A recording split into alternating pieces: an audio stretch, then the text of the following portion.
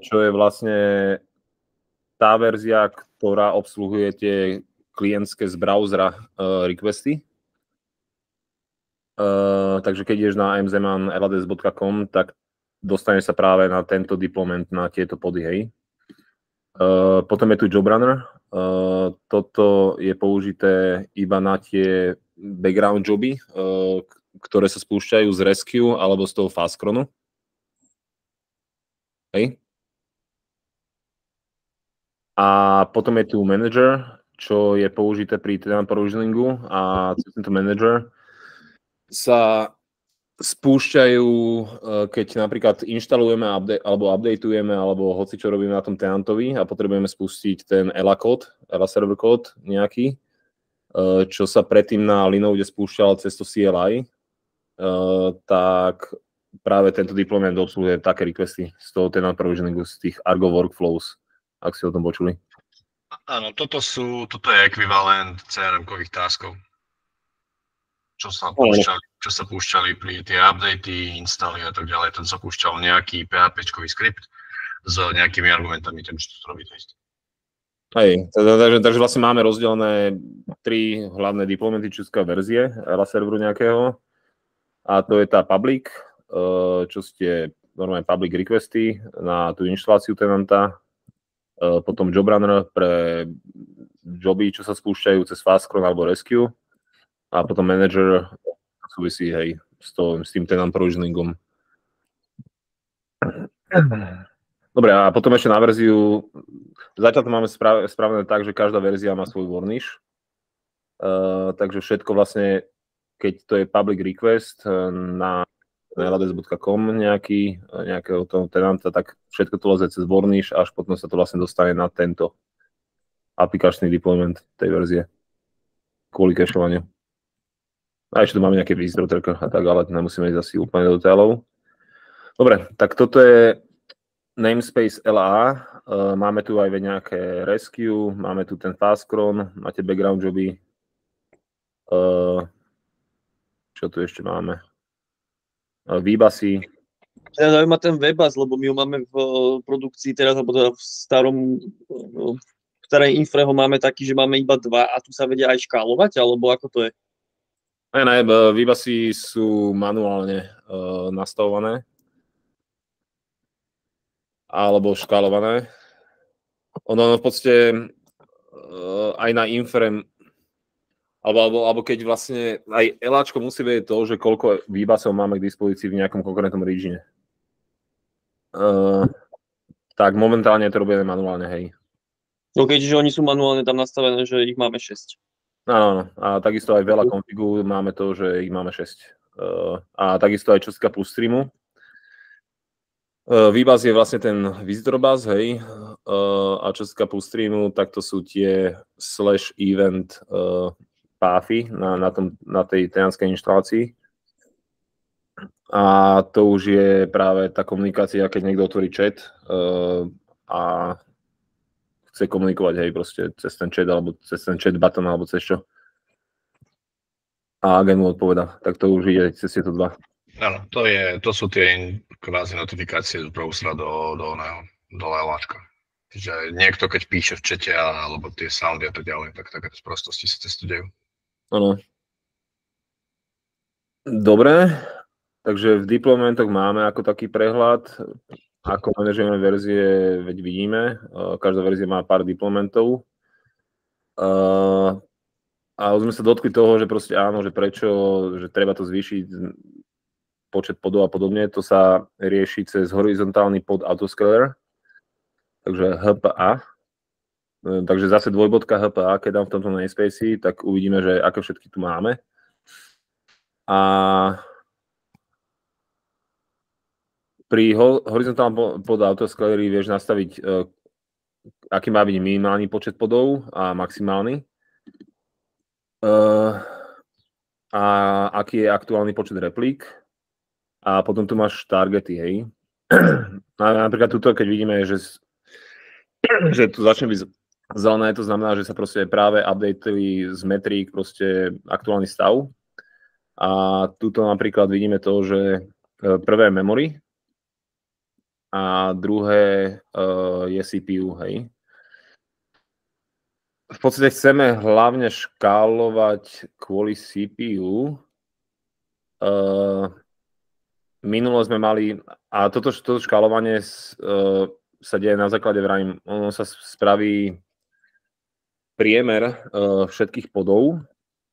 Napríklad, keď si pozrieme všetky pody, alebo konkrétneho deploymentu, tohoto najväčšieho, to sú všetky pody, hej. A tuto vidíme, že proste pod tento má CPU 1,6 CPU, memory žere toľko a tak ďalej, hej. A čo tu je dôležité, je práve toto. CPU, percentuálne CPU na requesty a percentuálne a čo sa týka memory, hej, na requesty. Ono, keď deployujeme tieto pody, tak requestujeme nejaké CPU a nejaké memory, ktoré pre tú aplikáciu potrebujeme, hej. Tak v rámci ELA servera aktuálne, teraz som stlačil Y, hej, aby som sa dostal, toto už je vlastne ten konkrétny pod resource. A Y, keď stlačíš Y, tak proste sa dostaneš k takému tu outputu. To je YAML formát. A tuto vidíme to, že je tu nejaký proste, dobre, deployment nám vytvoril tento pod a má tieto kontajnery, hej. Containers, name je bohužiaľ, dobre, tu je name, takže toto je Apache. A pre Apache requestujeme tieto resursy, hej. Requestujeme 50 mili CPU a 80 MB pamäte. No a potom, jak sme hovorili, tieto ELA server deploymenty sú v dvojičke, čo sa týka kontajnerov, takže toto bol Apache a nižšie, keď scrollneme.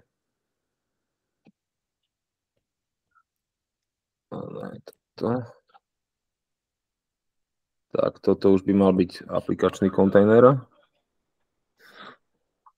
A tuto proste vidíme to, akože tento formát nie je moc ideálny, ale requestujeme nejakých 1,2 GB memory a 1500 mili alebo 1,5 CPU, hej. Takže Kubernetes, čo sa bude snažiť, keď mu príde takýto request na schedulovanie takéhoto podu, je to, že nájde nejaký node, kde má voľných 1,5 CPU a 1,2 GB memory, hej. A práve tieto requesty, čo sa týka resursov, sú dôležité pre ten horizontálny pod autoscaler, lebo na základe tohto limity môžeme ignorovať. To je iba taký safety break, ako keby, že keď napríklad tento pod presiahne 1,4, alebo teda 2,4, alebo koľko gigabajtov možno, alebo koľko to je, tak ho killne, hej. Ale na základe týchto requestov práve ten horizontálny pod autoscaler funguje, že on keď chytí sumu všetkých týchto a toto percentuálne CPU na requesty a zistí, že je to viacej ako 70, lebo takto máme momentálne nastavené 70%, tak začne škálovať kvôli CPU vyššie. Takisto sa to deje aj kvôli memory, hej. Chápete zatiaľ, hej? Áno, mám otázku. No. CPU per L? To sú limity. CPU limity nenastavujeme a niekedy v budúcnosti možno nebudeme ani memory. To memory nastavujeme vážne na nejaký dvojnásobok a tak, čo už v podstate možno ani nedáva zmysel. Lebo čo sa asi najskôr stane aj tak to, že keď ten node začína byť preťažený kvôli takémuto deploymentu, tak tento deployment skončí asi ako prvý aj tak. Ale hej, jedná sa hlavne o tie requesty a toto sú limity potom. Asi limity nenastavujeme. Lebo tam, akože nechcem ísť asi do detailu úplne. Ono v podstate na tom node, keď máš dva pody, jeden si pýta jedno CPU, druhý si pýta dva CPU a má tam voľných ďalších 6 a máš tam iba dva pody, tak on ten výkon proporčne rozdelí tým podom, hej. že dvojnásobok dá proste tomu, ktorý si pýtal 2 CPU, aj keď to nebolo 6 a nakoniec skončí možno so 6 a len tomu dá proste o polovičku menej. Chápete, aj?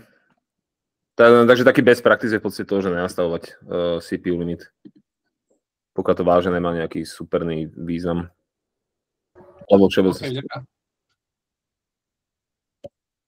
Dobre, takže to sú vysvetlené CPU requesty a memory requesty a vrajím na základe toho, 2.hpa som stlačil, sa deje práve ten autoscaling, hej. Takže tuto vidíme to, že suma, alebo teda priemer tých všetkých podov má 66% z requested CPU a tým pádom proste ešte neškaluje, hej. Lebo náš target je 70% a vtedy to chceme navýšiť. Ale tým, že to je 66, tak sa nič nedeje. A ináč predtým sme myslím, že mali 23 replík, tak keď sa pozrieme description, stlačam D toho, tak tuto vidíme to, že 5 minút dozadu v týchto eventoch. Ešte tieto eventy, ono v podstate každý resource má nejaké eventy a dá sa z nich odebugovať to, že aký je problém. Ale vrátim sa k tomuto. Že tuto napríklad vidíme to, že 5 minút dozadu, alebo kedy horizontálny pod autoscaler zistil to, že všetky metriky sú pod below target, tak proste môže znížiť na new size 21 ten deployment. Dobre. Tomuto asi chápete, hej? Hej, poslal som vám ešte dodatočne graf, kde si viete pozrieť, v akom stave je koľko, alebo respektíve koľko replik, koľko tých podov je naškalovaných v rámci tej konkrétnej verzie. Hej, že v akom stave je scaling. Tam pekne vidno aj, ako sa to stúpa s trafikom a ako to krásne potom klesá. Je aj to veľa response times? Áno, tak aby si to vedeli. Potom tu nás som to poslal do tohto nášho chatu v rámci tohto meetingu. Čiže tam si to viete potom vizualizovať, toto, čo to vidíte. A tento KNS je potom, tam tu nám možno zistíte dôvod, prečo sa to škáluje napríklad, alebo čo. Áno. Dobre, a keď som hovoril ešte o tých eventoch, tak vrajím aj túto v podstate deploymenty majú svoje eventy. A tuto vidíme to, že áno, že horizontálny pod autoscaler nastavil tomu deploymentu, že z 23 na 21, tak deployment controller spravil to, že to naškaloval nižšie, ten replika set pre ten deployment. Alebo keď pôjdeme na konkrétny pod, tak v description možno uvidíme, aj keď už asi ne, lebo to tam má nejakú retention. Tuto by sme napríklad, keď štartuje nový pod, tak by sme tu videli to, že pulling image from neviem čo a tak ďalej a tak ďalej. Alebo keď je tam nejaký problém, že napríklad takto, na pody konfiguráciu podov riešime cez config mapy alebo cez secrety, hej. Config mapa v rámci Kubernetu je taký koncept, že keď si dáš cm, tak máme tu v rámci tohto namespaceu vytvorených viacero config map. Tak napríklad máme tu config mapu pre aplikačný config, hej, toto. Máme tu config mapu pre nejaké code overrides, config mapu pre napríklad nejaké PHP settingy. Keď dám D-čko na tej config mape, tak proste vidím, čo obsahuje, hej. Takže tuto proste vidíme to, že máme v tej config mape nejaký key, env ini, filmp.conf, perf ini a tak ďalej. Takže config mapy sú také, že áno, že vie si to len tak normálne prečítať. Potom máme secrety, ktoré nám lezú sem do Kubernetu z AWS Secrets. No a počkej, toto asi chvíľu potrvá. Lebo secrety sa používajú aj česká Helmu, ale dobre, to teraz nebudem hovoriť. Dobre, a tu sú vlastne aplikačné secrety, hej. Tuto vidíme to, že áno, že v tomto secrete máme uložené Facebook router secret, neviem čo a tak ďalej, hej. Takže máme config mapy a secrety. Secrety pulujeme z AWS Secret Managera.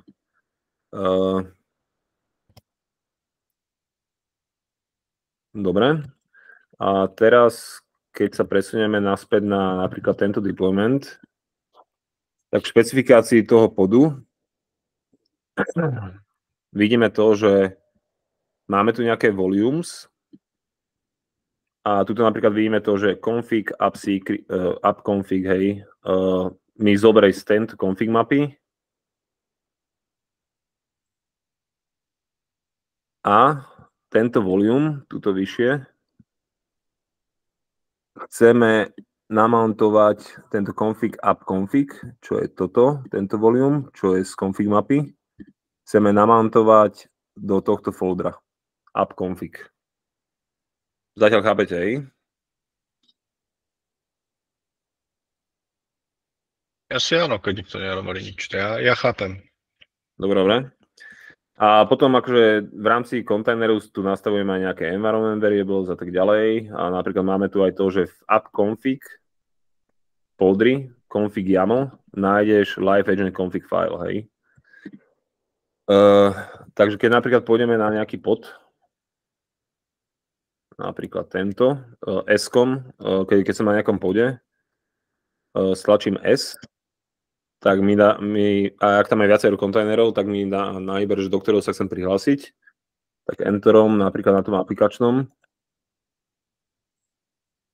sa dostanem priamo na ten kontajner, ak keby si lokálne cez Docker Compose išiel a dal tam exec alebo run. Dobre, a tuto proste vidíme to, že áno, tento kontajner tu má nejaké tuto ELA server aplikačný source code, ale čo nás zaujíma, čo sme si doteraz ukazovali, je práve napríklad ten cd app config folder. A tu napríklad vidíme to, že áno, že ten app config mapa obsahovala proste viacero keys, čo sú práve tieto keys. A cez tento setup, ako to máme spravené, ich namapuje proste do fileov, hej, ten obsah tých keys. Takže keď napríklad si dáme zobraziť config YAML, tak vidíme config YAML, to, čo bolo uložené v tej config mape. Dobre. A teraz možno by bolo... Ale ja neviem, sú tu nejaké otázky? Nie, zatiaľ. Možno mi to ušlo. Na čo je to dobré? Čo myslíš, ako? Keď si hovoril, že to mountuješ konfigy. No, veď akože jedná sa o to, že aplikačný image nemá v sebe žiadne konfigy, hej. Čo sa týka konfigurácie aplikácií a podobne. No a ty, keď spúšťaš ten pod, tak chceš ho nejakým spôsobom nakonfigurovať. Pre prod EC1 ho chceš nakonfigurovať hentak, pre dev inak. A tie konfigy sa teda generujú proste per environment, per cluster. S tým, že proste aplikačnému kontajneru na prod EC1 nastavíš taký konfig a na integráciu iný konfig, hej, takže alebo... Keď to potrebuješ robiť? Akože keď napríklad vytváraš pody, alebo... Ne, akože toto už máme, alebo takto, veď, keď máme nejakú aplikáciu, hej,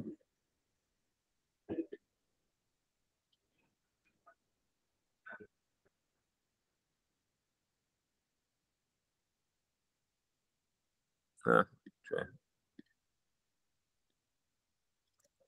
Máme nejakú aplikáciu. A dobre, ináč teraz sa môžeme teda presunúť už sem do QCloud Provisioning repa, kde definujeme cez Helm charty, to je taký templateovací systém pre Kubernetes. V rámci ELA foldera Helm máme napríklad niečo také ako ELA Server version 1. A tuto, v tomto values, definujeme práve tie všetky deploymenty, čo v rámci tej jednej verzie chceme mať deploynuté, hej. Takže, scrollnem nižšie. Takže máme tu nejaký server, máme tu nejaký server job runner a tak ďalej, čo sa nakoniec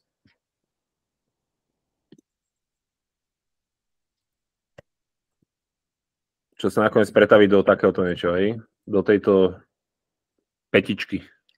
Takže máme server je toto, job runner, manager, Varnish, visitor tracker, hej? Takže tu máme server, tuto na tým máme nejaký job runner, špecifikáciu, že akým spôsobom to deploynúť. A vidíme to, že má dva kontajnery, aplikačný a Apache, hej? Tie volumy nejaké, tie konfigy nejaké a tak ďalej, hej? A tuto vidíme aj, že je tu nejaký server manager aplikácia, je tu visitor tracker aplikácia, hej? No a vrajím, toto je proste to, akým spôsobom máme zapísané, ináč toto je dosť zložitá aplikácia, počkaj. Asi skúsime nejakú inú. Daj Varnish, alebo Rescue, tie sú ľahšie. Nie? Či chceš niečo úplne iné? A skúsime, že ELA appku, hej. Tam sú úplne jednoduché veci. OK. Takže napríklad tento GoAuth, hej. Máme nejakú aplikáciu GoAuth. Servisu ešte nebudem vysvetľovať, ale tá aplikácia v rámci toho aplikačného podu máme dva kontajnery, čo je proste tento app kontajner nejaký, má tento image, expozuje tento 9000 port. Na túto cestu v rámci toho kontajnera chceme nabindovať nejaký PHP config, hej. Tieto sokety to sú iba, to je iba na komunikáciu medzi FPM a Apacheom. A proste je tam ešte taký koncept v rámci Kubernetu, že readiness proby a liveness proby. To je o tom, že readiness proba je to, že... Môžem... No, readiness proba je vtedy, kedy vlastne vie Kubernetes, keď do neho má pustiť traffic, keď spávne ten pod, tak readiness proba, opravdu, ak sa mýlim, čekuje, či už všetko beží v tom má byť napísaná tak, aby keď je všetko pripravené, aby do neho pustil traffic. A teda v praxi to vyzerá si tak, keď máte PHP, FPM a Apache, tak musia naštartovať oba procesy a musia reagovať oba, aby nedostali klienti 502, hej, napríklad. To je readiness proba. A tá liveness proba, to je vlastne health check. Či ten pod žije. Není zabitý napríklad na nejakom memory leaku alebo niečo podobné. Hej, presne tak, no. A s týmto súvisí to, že vlastne ty keď komunikuješ medzi servisami, hej, že proste ELA server potrebuje komunikovať s Fastcronom alebo ja neviem, to je jedno ako, tak ono sa to v Kubernete deje cez servis, hej. Servisa je vlastne ten entry point do tých deploymentov alebo do tých replík toho deploymentu, hej. No a áno, hej, práve tá liveness proba s tým súvisí a to takým spôsobom, že Kubernetes, dokým ten pod neprejde touto liveness probou, tak ho nezaradí do tých endpointov tej servisy. Takže ak sa napríklad to škáluje na 10 a 5 z nich ešte není ready a liveness proba neprejde, tak za servisov budú iba 5 endpointov na tých 5 pôvodných podov, čo už sú running.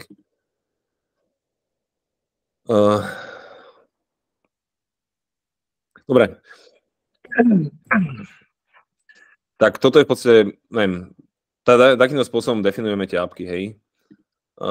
Že je tam nejaký Helm chart, vo values proste povieme, že áno, že sem potrebujeme namountovať nejaký config, má nejaké readiness, liveness proby, má takéto kontajnery, má takéto environment variables, napríklad ten Apache kontajner a tak ďalej, tak ďalej.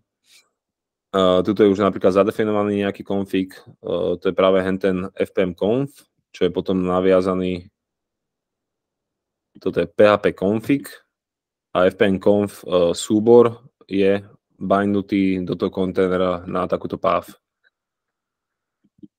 A tým pádom sme odtiaľto schopní, keď to prepíšem na hocičo a deploynem, tak ten nový deployment bude mať takúto konfiguráciu toho PHP, FPM a nie inú, alebo nejakú defaultnú.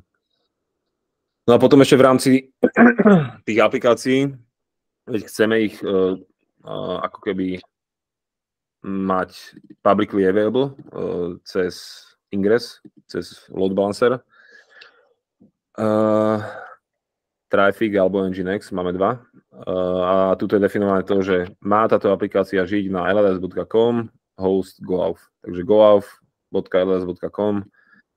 Má to byť... to je asi všetko. Čo k tomuto. Máme tu ešte také, že external a toto kebyže dám na false, tak síce sa dobúchame cez VPN-ku na to, ale už nie ostatní usery z public internetu. Takže to je to external, hej.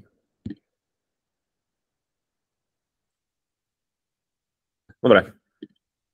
Takže, jak sme hovorili, že v rámci tých klastrov máme, že ELA namespace a ELA apps namespace, takže v QCloud Provisioning tu vieme nájsť tiež túto. V ELA apps namespace máme tieto všetky appky rôzne. Táto štruktúra není úplne, toto je prvé, čo sa vôbec developovalo, tak tie appky nájdeme v tomto Helm. Takže vidíme tu aj ELA, VBus, hej, tuto tiež, keď pôjdeš do values, tak proste vidíš, ako je to definované, ako to treba deploynúť a tak ďalej.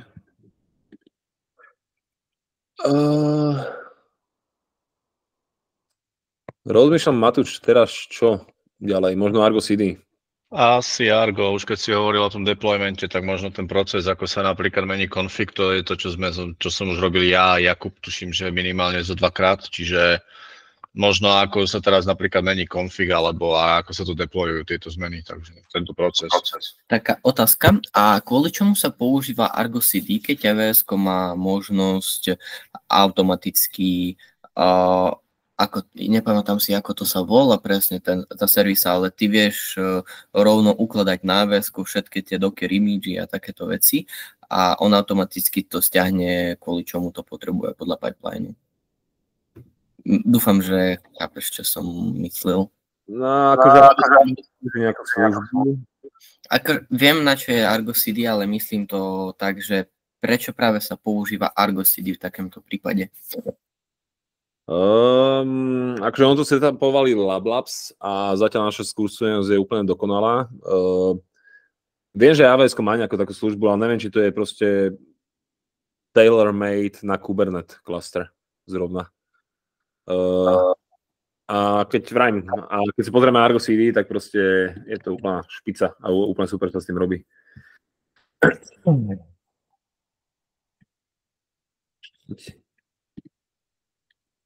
Takže bolo treba spraviť nejaké decision, ako to deployovať a bolo to Argo CD akurát.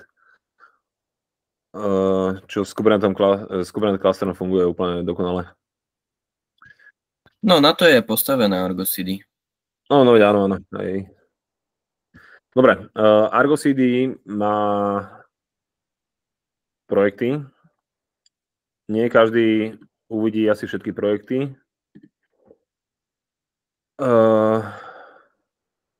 Ja vidím všetky. Tak skúsime si vylistovať iba tieto dev a dev ELA apps. Takže napríklad, tuto keď si dáme ELA server pomočka, tak vlastne vidíme všetky deploymenty, čo sa týka tých verzií. Máme ich tu reálne viacej, ako sú v produkcii. A to kvôli tomu, že máme tu aj nejaké testovacie pull requestové a neviem aké. Produkcii my myslím, že momentálne máme iba 3 alebo koľko.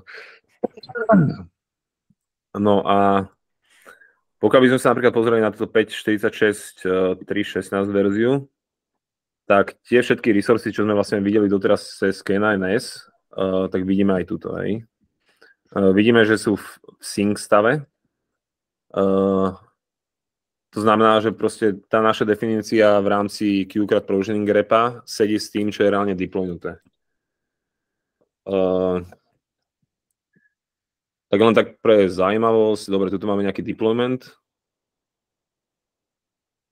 A na tento deployment sme sa už pozerali v rámci ScanNS. Tuto keď vidíme, že live manifest, tak to je úplne to isté, čo cez ScanNS, cez describe vidíš, alebo cez Y. Tiež to vidíme. No proste, to je vlastne ten resource, čo Kubernetes má v sebe uložený a na základe neho synkuje ten svoj stav interný.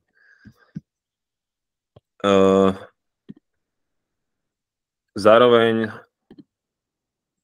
tu vieme aj v rýchlosti pozrieť logy nejaké. Vieme si vybrať kontajner. Žiadne erory, super. A tam je traffic. Jo, toto je párkrát som to využil, keď bol nejaký problém, že som sa nevedel rýchlo zorientovať v grafane a hľadať logy, lebo logy sú aj v grafane, ale aj v Argo CD ich viete takto nájsť. Veľmi narýchlo, ak vidíte, že niečo crashuje, hej. Áno.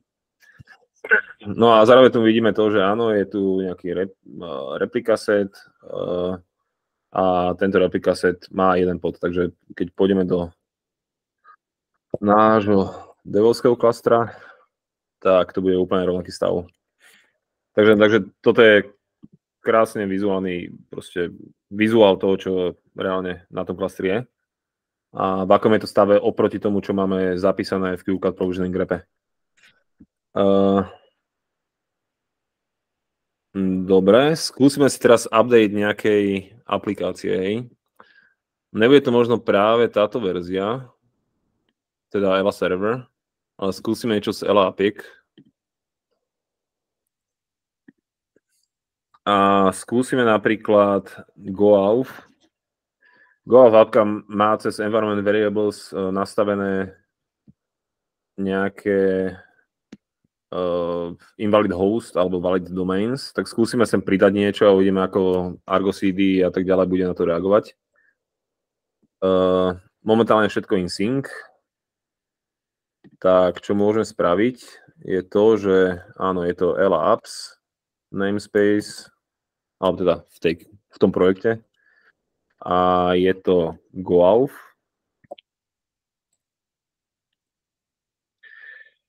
A toto je vlastne definícia tej appky cez Helm chart spravená, ktorá je potom aplikovaná cez Helm na Kubernetes cluster, cez Argo CD. A väčšinou, čo máme, je to, že toto je všeobecná definícia, v tom values je všeobecná definícia tej appky a potom väčšinou máme ešte také, že values def a values prod. Toto values def je použité v dev environmente. V dev environmente máme iba jeden cluster a kebyže máme 3, tak toto by bolo aplikované proste cez tie všetky 3 clustery, ak by bola táto appka deploynutá na 3 clusteroch, hej. To isté platí aj v rámci, len to voláme trošku ináč, ELA server version, že máme tu všeobecnú definíciu appku nejakú a tu to voláme perv minimo, čo je aplikované na deve. Tuto proste napríklad vidíme aj to, že no dobre, tu to nevidíme, lebo by default ten Helm chart, ktorý používame, nezapína horizontálny pod autoscaler. Ale pokiaľ by sme išli do values prod, perv prod, tak tuto už napríklad vidíme presne tie veci. Autoscaling, je to horizontálny pod autoscaler, je nastavený na 70% target, čo sa týka memory CPU, max replika, to sme tam všetko videli, hej, to si pamätáte. Takže tento values prod a values def, alebo v tomto prípade minimo, sú veci, čo sú aplikované pre tú aplikáciu na všetkých klastroch pre dev environment a prod environment, hej. Chápete, hej?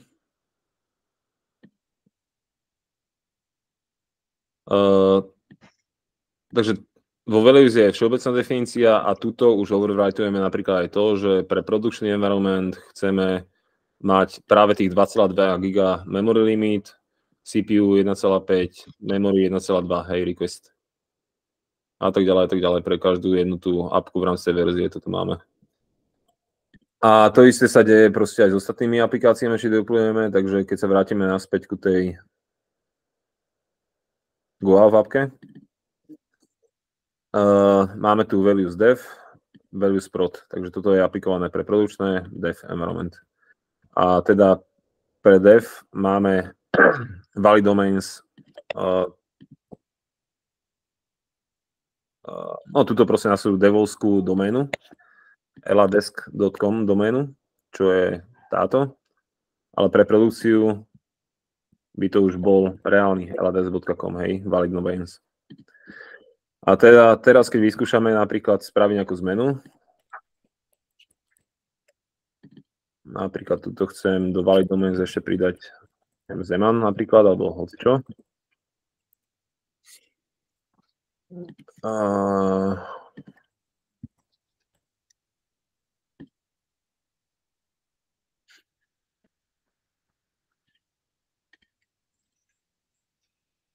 Dobre, toto je tá zmena.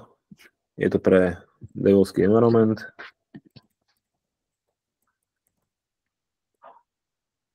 Pušnem to. A čo sa nám ukázalo ako good practice, je to, že momentálne tá zmena nám žije v nejakej jednej branchi. A čo sa nám vrajím ukázala tým, že máme Argo CD ako good practice, je to, že by default proste všetky aplikácie, keď si ich pozrieme, tak sú, že target revision. A tu to je ťažko vidieť, neviem, prečo je to také formatovanie, ale target revision je head, hej, čo znamená vlastne main v našom prípade. Takže Argo CD počúva na main branchu. Táto apka je konfigurovaná tak, že pozeraj mi do labs, deploy apps, go off Helm. Ďalej je nakonfigurovaná tak, že zober mi tieto values, fajly rôzne, hej, merge ich dokopy a potom mi vlastne deployni tú apku, hej. Možno v manifeste toho Argo CD aplikácie to bude lepšie vidieť, že som na dev EC1 klastri a destination pre tú aplikáciu, áno, ten dev EC1 cluster a pozeraj mi do tohto Helm chartu a aplikuj tieto values. No a späť k tomu deploymentu toho nášho dema, kde sme niečo zmenili. Sám celkom overil to, že predtým ako nameržovať doménu, potom niečo fixovať, lebo to nefunguje a tak ďalej, sa nám overil skôr taký prístup, že editnúť si túto samotnú apku. Target revision prepísať na demo, kde mám tú zmenu. Tuto Argo CD má ešte niečo také, že automatický sync alebo nie automatický sync. Pre každé apky ich máme, teda okrem pár výnimiek, ich máme vypnuté, lebo keď niečo developuješ, robíš nejakú zmenu, si chceš najprv pozrieť, čo sa reálne udeje a až potom proste to reálne aplikovať na ten cluster. Tak vrajím, väčšinou je to takto vypnuté. Treba dávať na to pozor, že keď sa to prepína možno brancha a chce si niečo iba otestovať, tak či sa to reálne aj aplikuje alebo ne. Na DV to asi problém nebude, ale na produkcii môže byť. A toto keď teraz savenem, a tým, že máme ten autosync vypnutý, tak vidíme to, že aplikácia je out of sync a vidíme aj, kde konkrétne nastala zmena. Takže nastala zmena na deploymente, tuto keď klikneme div, tak vidíme to, že áno, že tuto v rámci akože špecifikácie toho podu alebo deploymentu chceme pridávať nejaké nové valid domains. Ak sa mi toto ľúbi, tak čo budem spraviť potom je to, že stlačím sync. Good practice je to aplikovať na všetkých resursov, aj keď tam není zmena. No, to súvisí s tým, že Argo CD to vie potom aj rollbacknúť a keď to dáš iba na jednom, tak ti to nevie rollbacknúť. Ale to aj tak v podstate nepoužívame nejako, zatiaľ sme nebolo treba. Takže synchronize. A teraz mi nabíja aj nové pody a keď pôjdeme, ale to asi nestihnem. Aj no, content creating. Takže beží mi starý pod, tuto máme content creating a tu napríklad vidíme aj tie eventy, o ktorých som predtým hovoril, že tento pod bol assignutý na tento node napríklad a momentálne puluje image z tohto repa. Ináč potom si môžeme vyskúšať aj to, že kebyže tam napríklad chýba nejaká config mapa a podobne, že ako by sa to správalo. Ale v podstate, bolo by tuto vidieť, že proste áno, že neviem nájsť túto config mapu a tým pádom proste síce som puloval image a neviem čo, ale config mapa neexistuje a tým pádom nespúšťam kontajnery. Stále puluje.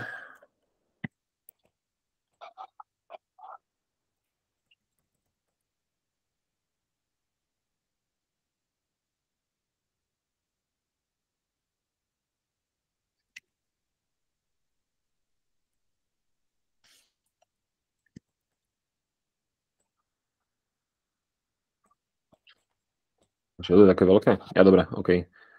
Už pulol Apache a už puluje FPM. Než aj tu je vidieť to, že aj keď tieto kontajnery by, alebo teda image by nemali byť moc veľké, ale čím menší image, tým vieme rýchlejšie ako keby naspawnovať nové repliky. Samozrejme, akože v rámci tých nódov, keď už sa ti raz stiahne ten image, tak keď tam hodíš ďalšiu repliku, tak sa prepoužije, ale je dobré mať tie image aplikačné samozrejme čo najmenšie. A práve preto aj napríklad, čo sa riešilo to GeoIP, databáza, neviem čo, plus ďalších 50 mega, neviem.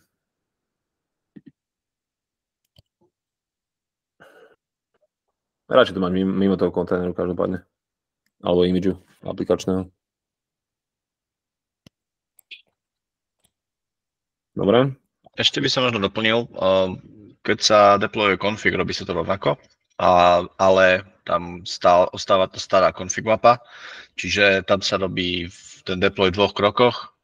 Prvý deployujete nový config, naschedulujete nové kontajnery a potom sa robí znova sync a tam sa vlastne maže ten config potom, tá config mapa. Ja aj to hovoríš o ELA server deployment. Áno, ELA server, lebo vieš čo, najčastejšie budeme asi deployovať, predpokladám to, a s tým sa aj chalani stretnú ako prvé, lebo ten config treba meniť pri každej zmene elastiku a tak ďalej napríklad. Hej, dobre, takže toto bolo deployment Go apky. Videli sme cez Argosy také zjednodušený, hej, jednoduchá apka, takže jednoduchý deployment. Videli sme, ak sa to správa. Teraz ďalší postup, čo by bolo, je taký, že áno, že funguje nám to, aplikácia beží, viem to mergenúť a potom proste prepínam naspäť na head, hej. Hand to branch to sme nemeržili, takže čo sa stane, keď to zase prepnem na head, je to, že áno, chcem to vlastne revertnúť, lebo na maine nemáme proste tú konfiguráciu, ktorú som hen tam spravil. Dobre? No a teda, Matúš, čo, vyskúšame si aj ELA server? Lebo toto vieš čo, nemusíme ťa tým zaťažovať, ELA server spravím aj ja, to som už robil veľakrát, takže už toto viem. Lebo tam je totiž to jedna zmena práve. Aha, no tak ak tam je zmena, tak hurá do toho, no, len som ťa nechcel už zdržiavať. No dobre, lebo to, čo si hovoril, momentálne je, áno, platí pre produkciu, ale je tam experiment práve s tým, že tie config mapy sa fixujú a tým pádom to, čo si hovoril, pre dev už neplatí a možno pre produkciu nebude tiež, hej. Aha, OK. Len no to, OK, môžeme si dať... Môžeme si dať príklad na DV ELA server a pridať jeden elastik. To by nemalo nič rozbiť. Možno pár requestov padne, ale takže malo by to byť ale relatívne v pohode pri dev. Dobre. Čiže hej, taká modelová situácia, potrebujete pridať elastikovú nodu, alebo skorej väčší problém je, keď ju neodoberete, lebo vtedy môžu padať niektoré requesty, ale keď sa nepridá, tak do nej iba nebude eláčko posielať requesty. Čiže povedzme, že budete potrebovať manipulovať s elastikom, hej, napríklad. Hej, ale ináč neviem, či to... Dobre, vec skúsime. Dobre. Je tu taká konvencia, že väčšinou, keď vidíš, že ELA apps, potom vidíš deploy, hej, to je vlastne, to je folder, čo súvisí s deploymentom už na ten Kubernetes. Tuto máme tiež ELA, deploy. Ináč táto ELAčka je trošku zložitejšie všetkých verzií, lebo napríklad toto, čo som teraz ukazoval, sa nebude dať spraviť len tak jednoducho v rámci Argo CD. No, dobre, počkaj, skúsime ísť ďalej. Takže máme deploy env dev server.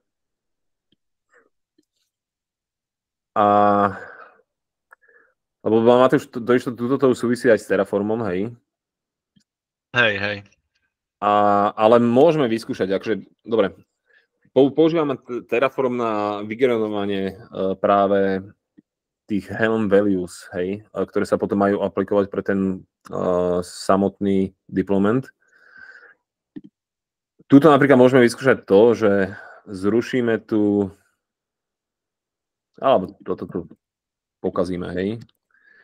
Že v rámci Terraformu máme tu zadefinované, že sme na devovskom prostredí a proste máme tu nejakú, a ten náš config pre Live Agent Server potrebuje tieto appky nejaké a majú takéto URLs a tak ďalej. Takže momentálne táto LDAS doména je vlastne tá devovská, no veď je to devovský environment. Tak čo pre ten ELA server deployment treba spraviť, alebo takto. Keď sa mení config pre ten ELA server, tak áno, treba to riešiť cez Terraform. Keď treba napríklad zmeniť nejakú performance charakteristiku, alebo ako to mám nazvať, čo sa týka toho deploymentu, tak treba ísť áno, do toho ELA, momentálne Helm, ELA server version, a potrebujeme na produkcii, sme zistili, čo sme minulé pár dní dozadu, alebo v piatok teda zdvíhali. Nové verzie vyzerá tak, že potrebujú viacej memory, tak čo som tu spravil, bolo to, že z 0,8 som to zvýšil na 1,2. Alebo keď budete potrebovať to zvýšiť pre aplikačný kontajner na 1,5, tak prídete sem, do toho prod YAML failu a sa to tu zvýši pre celú produkciu. Ináč, možno aby som ti skočil do rečí teraz, rozmýšľam nad tým, nebude to, není už možno veľa informácií teraz, že by sme Terraform prešli napríklad zajtra. Taký mám pocit tiež. Lebo akože už sme tu hodinu a myslím si, že máme teraz už dosť nad čím rozmýšľať. Myslím, že ten Kubernetes je dosť zložitá téma. A teda možno by som to teraz nejako ukončil, nejakým... Prepačte, že sahám, zajtra ja som mimo, zajtra idem... Ty máš, v piatky nerobíš iba do obedu, čiže v pondelok sa môžeme dohodnúť napríklad. A tam by sme si potom prešli Terraform a nejaký codebase, kde čo nájsť a možno aj toto generovanie verzií. Myslím, že teraz sme prešli všetko, čo som mal vlastne na dneska naplánované, čiže Kubernetes, Argo a možno by ešte Matúš mohol tak veľmi rýchlo ukázať iba, ako sa veľmi rýchlo vedia vyžeravať logy v Grafane. A to je za mňa asi dostatočne. Dobre. Hej. Lebo totižto každý ten kubernetový pod píše logy na std out a ten std out vlastne zbierame potom do Lokiho a toto všetko je potom dohľadateľné. To vlastne, keď si dáte v tom K9S ten describe, tak tam vidíte posledné eventy a toto všetko vypisuje aj do std outu, čo je dohľadateľné vlastne cez Loki napríklad. A to by som možno ešte od Matúša teraz chcel, aby nám to ukázal a ja si myslím, že to dneska môžeme ukončiť, to bude akurát. Ja som to nahrával, čiže keď budete potrebovať, kľudne si to môžete pozrieť ešte raz. Dobre, OK. Ináč súhlasím, lebo hodina je už dosť. Dobre. A ja budem musieť ísť za 15 minút, takže aj kvôli tomu. Jasne. Dobre, v podstate každá aplikácia, keď ju takto definujeme cez tie Helm charty, tak je tam vidieť niečo takéto, že upname, hej. Takže napríklad, keď ideme do ELA apps a dáme si vyhľadať upname.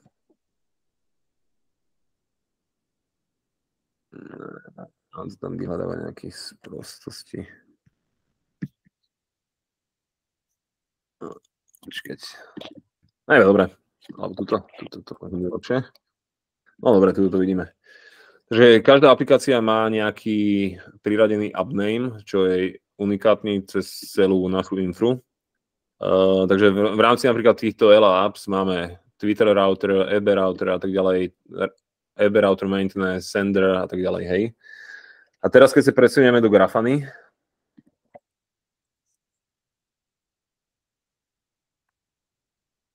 a aby som možno ukázal ešte pre dôležitú apku, čo je ELA server samotný, tak tu tiež máme, že ELA server manager, ELA server wizard tracker a tak ďalej. Hej. Toto by malo byť unikátne pre každú jednu apku. A teda keď sa presunieme teraz do Grafany, Explorer, Loki, tak, čo vieme robiť, je niečo takéto. Mali sme tam napríklad GoAuth appka, hej. Toto, čo nám spraví, je, že nás zobrazí logy pre GoAuth appku, ale bez... Počkajte. Ešte spravím takéto niečo, to potom ďalej vysvetlím.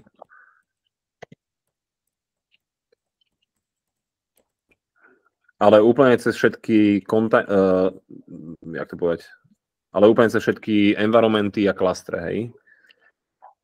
Ve väčšinou, čo chceme robiť, je to, že si povedať to, že dobre, hľadám logy pre OAuth appku, ale napríklad na dev EC1 klastre, hej. Ináč, tuto funguje autocomplete, ja som to tu nemusel nejako manuálne, alebo nepamätal som si to, hej. Keď to stlačím Ctrl Space, tak tu proste mi ukáže, že áno, že je tu, mám logy za posledných 15 minút z tohto klastra iba, hej. Takže aplikácia, prvá dôležitá vec, čo je vidieť, keď sa jedná napríklad o ten ELA server, alebo skúsime ELA server momentálne. Teraz som tiež stlačil Ctrl Space, a vidíme tu, že ELA server job runner, ELA server manager, to je všetko v tých Helm chartoch definované, že ako tú aplikáciu voláme a tým pádom je to aj exportované tak do týchto logov. Hej. Takže ELA server je práve ten public server a dobre, tu to vidíme. Momentálne logujeme, bohužiaľ aj tie proby. Toto je na tom Apache kontejneri. A jak sme si hovorili, týmto v podstate dostanem logy pre pod, ale keď to chceš obmedziť na kontajner konkrétny, v tomto prípade v rámci ELA serveru to možno má zmysel, vieme spraviť to, pôjdem asi do produkcie, prod EC1, vieme spraviť to, že nechcem Apache logy, ale chcem iba napríklad FPM, alebo teda aplikačné kontajner logy. Tak za posledných 15 minút tu máme toto všetko. Je tam nejaký dev info pre nejaký dôvod, neviem prečo to by sme mali vypnúť. Takže vrajím, najprv aplikácia, potom na ktorý cluster, alebo naopak, to je jedno, a potom sa dá ešte presne špecifikovať, že z akého kontajneru chcete logy. Tuto napríklad vidíme to, že máme tu nejaké logy, že dev info, hej. Čo sa dá spraviť, je to, že povieme to, že nechcem dev logy, takže výkričník rovná sa. A teraz by už nám logy nemalo vyplúť dev logy vôbec, ale vidíme tu zase nejaký dev debugy. To by sme mohli vypnúť tiež. Toto je chalani ekvivalent toho, keď si to vyklikávate v kývane, hej, a tam dávate tie mínuska, presne robí toto isté. A je v podstate, no. Takže nechceme ani dev debugy, lebo je ich tam milión. Ani warningy. Ani warningy. Hej, ale myslím, že asi jasné, hej. Alebo keď chcete niečo špecifické, tak to zaujíma napríklad dev error. Takže dáš si Áno, to chcem práve ukázať, že vlastne výkričník rovná sa ti exkluduje niečo, ale pipa rovná sa ti inkluduje niečo, hej, takže musí to v tom logu byť. A teraz teda za posledných 15 minút na prod EC jednotke v rámci ELA server aplikácie máme tieto def error logy, hej. Nejaký digital handler, neviem čo a tak ďalej. Ono, tie logy sú v JSON formáte, tak ako sú pushované z Kubernetu. A práve preto tu robíme aj niečo takéto na konci, v podstate, čo je aplikovateľné pre každý Kubernetes deployment, že najprv to chcem sparsovať ako JSON a potom line formát spraví to, že mi ukáže vlastne už iba ten aplikačný error, hej. Teda to, čo FPM appka reálne vyplúva do std error alebo out. Ale keď sa napríklad rozbalíme, tak túto proste kebyže to nespravíme, tak to proste vidíme tak, ako nám to bolo deliverenuté do Lokiho. A to znamená, že proste tak, ako to na tom reálnom node bolo zalogované z toho podu alebo z kontajneru, tak to tu aj je, hej, ale to väčšinou takto nechceme. Takže preto väčšinou skončíme takto, hej, pri každých logoch. Takže to už pamätá, no. Možno ma zaujíma jedna vec, a keby si tam chcel z tohto erroru hľadať napríklad full text, napríklad to digitálne ma zaujíma iba. Vieš, dev error a chceš tam nájsť full text. Napríklad mali sme problémy s Redisom, tak hľadali sme toto, hľadali sme error a konkrétne všetky exceptiony z Redisu. Čiže full textový search do toho ešte. No áno, práve toto už robí full textový search. Tak toto robí full text, aha, OK. Ono, Loki indexujete všetky logy cez tieto labele, takže toto ide cez index, hej, ako keby, nazvem tak. Ale potom mimo indexu už je to, že aký je to typ logu, lebo každá appka to má ináč a aj tak to treba upratať, ale toto už je full text, hej, čo sa deje. OK, a táto pipa sa dá naväzovať na seba, hej, čiže dev error ako grepe. Hej, veď to sme robili aj s tým, no, s tou negatívnou pipou, alebo ako to nazvať, keď sme dávali ten výkričník, rovná sa, tak v podstate tuto vieš spraviť úplne to isté, že chceš iba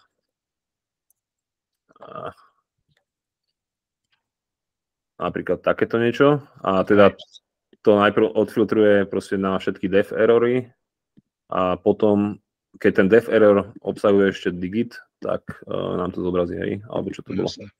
Jasné, chápem, OK.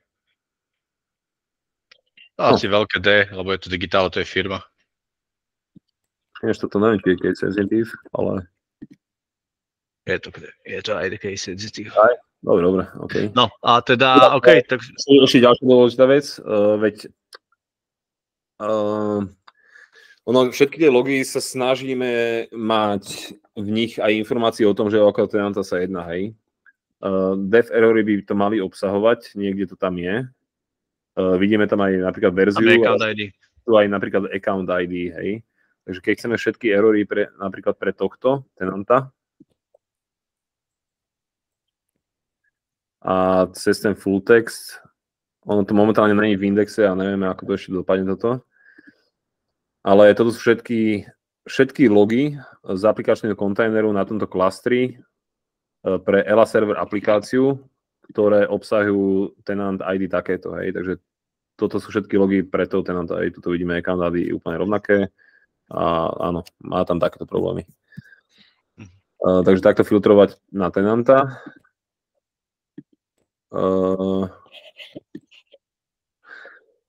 A pokiaľ by ste chceli napríklad si spojiť logy, lebo toto je iba ELA server, to je ten public interface, takže pokiaľ by ste napríklad chceli aj z ELA serveru, teda jobrunneru, čo sa týka jobov, tak sa to robí takýmto spôsobom. ELA server jobrunner, hej. Toto znamená to, že to je v podstate regex, tento string a není to proste, no, ber to ako regex, hej. Takže všetko, čo mám v ELA server appke, čo mám v jobrunnery, na tomto klastri z tohto kontajneru a tento tenant ID, tak zobraz, hej. Jasné. No. OK. Nie je to jasné. Viac menej. Keď potrebujete iba čisto, že sú problémy s jobami, tak proste spravíte takéto niečo, hej. Pokiaľ potrebujete public interface, alebo teda API, alebo server odebugovať, alebo pozrieť na logy, tak je to takto. Access logy, hej, vravím, tuto to máme obmedzené na iba aplikačné logy, ale access logy sa dajú vytiahnuť odtiaľto. Na to tenanta, neviem, či to vie to spraviť. Áno, máme tam aj, že tenant ID v tom logu, takže viete si pozrieť access logy pre konkrétneho tenanta.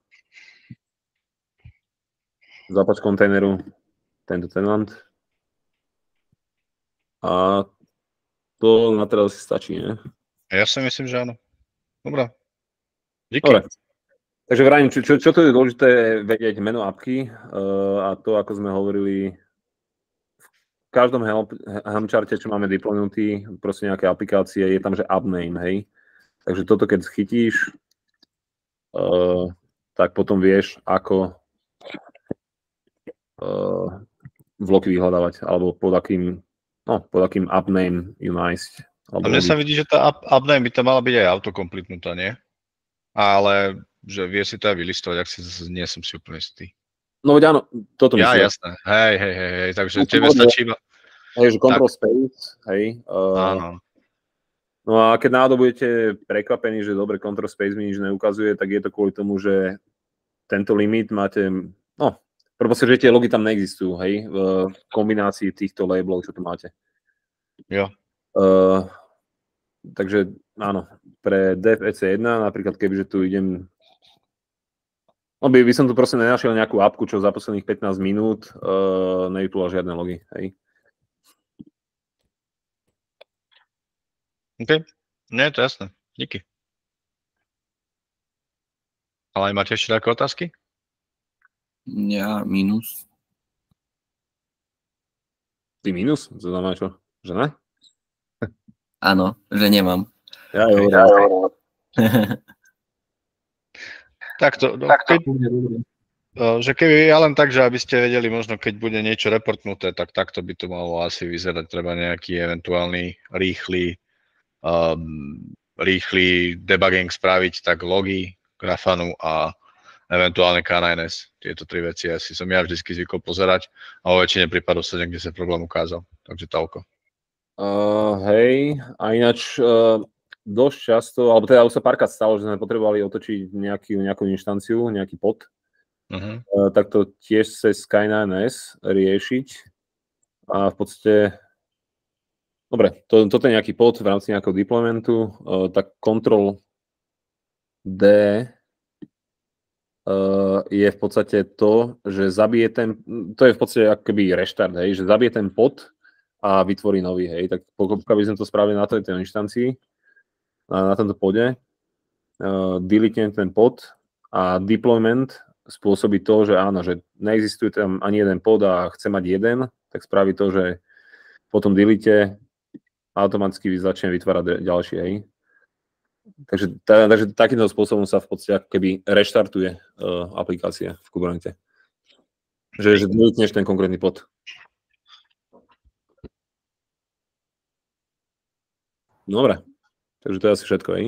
Ja si myslím, že dneska stačí. Môžeme sa dohodnúť teda na pondelok rovno teraz, urobíme meeting na ten Terraform, a to by mohol byť kratší, už tam vlastne nebude asi toľko čo vysvetľovať, nie? Tam codebase je viac menej rýchlo prebehnuteľný. No jej, ale tam ešte otázne, že či vlastne napríklad Artur bude mať možno právo spúšťať ten Terraform, ale uvidíme, no. Ale akože v DV by si ho mal vedieť pustiť, nie? No, to sú práve také veci, že aj na DV v podstate čítame ako keby Terraform statey napríklad z organization. A to môže byť trošku problém. Ale dobre, uvidíme, no. Uvidíme ešte, OK. Dobre. Tak zatiaľ ja si myslím, že za mňa stačí. Teda ďakujeme. Dobre. Ďakujem. Ak nie sú žiadne otázky. Ináč, kľudne sa ozvite, hocikedy, hej, keď bude treba niečo prediskutovať.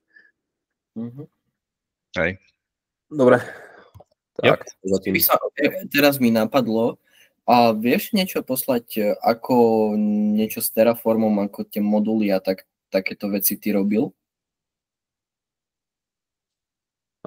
Neviem, čo presne myslíš, ale to asi... Keď sa vytvára, neviem, ECIčka nejaká, alebo Kubernetes, tak napríklad nastavovania networkingu a takéto veci, tak nepíšeš asi to všetko v jeden file, je to potom veľa všetkého tam. No myslí asi tie moduly, čo má Labs podľa mňa. Čo používame napríklad na monitoring. To by mohol pozrieť. Veď môžeš v rámci Live Agent Infrastructure, áno, hej. Ja ti to pošlem, Artur, hej, pošlem ti to. Vlastne máme, v rámci Live Agent Infrastructure máme vlastne tú base infru, hej. Čo je vlastne ako keby tak, čo nám tvorí tú base infrastructure pre tie všetky apky, hej, lebo Live Engine nie je jediná apka, ktorú tu ranujeme. Máme aj proste napríklad ten Live Engine WordPress a neviem čo. Ale Live Engine Infrastructure vlastne, hej, je ten základ, kde vytvárame EKS klastre, kde tam máme ten šerovaný monitoring a tak ďalej. A ak si to chceš pokúkať, veď pokúkaj, no. Hej, ja ti pošlem repo, Artur, kde to je, a pošlem ti aj možno nejaké referencie potom, hej, že odkiaľ sa to kde sa to používa, napríklad. OK.